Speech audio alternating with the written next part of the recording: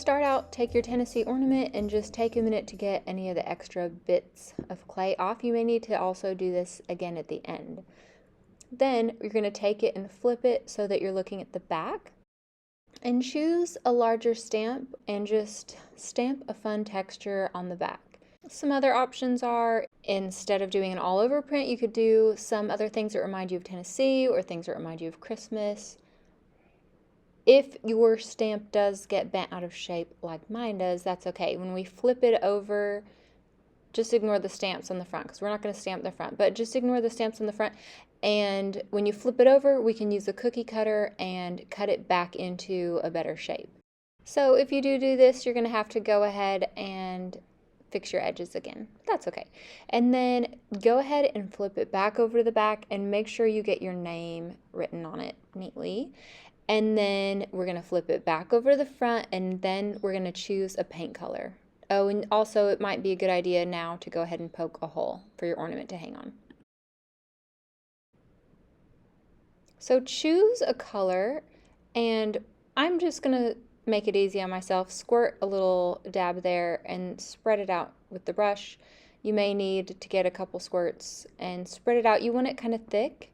This first coat, you can tell, is a little too thick. I used a speckled glaze, which you can tell it'll just be written above the name, and that is making it a little lumpy, but that's okay. If you want it to be very smooth, just don't choose one with the speckles in it.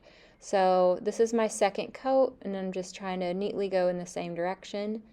Now while you wait for that to dry, we're going to take a piece of paper and just sketch out an idea for what you are going to sgraffito onto your ornament.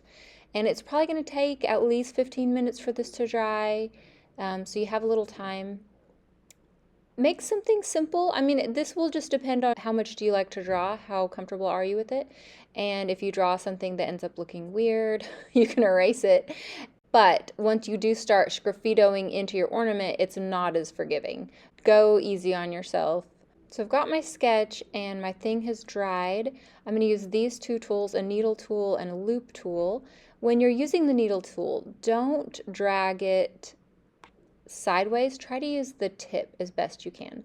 So if I'm holding it, at first I was holding it more sideways and I was getting a lot more lines that I didn't like. If you hold it straight up and down, you're going to get a much nicer line. So go ahead and use that. You can use the loop tools. There's two different ends. One is thinner and one is thicker.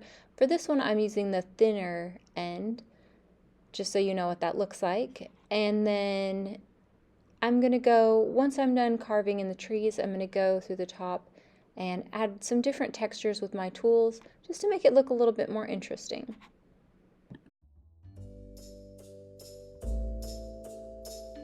Remember, creativity takes courage, and you've got this.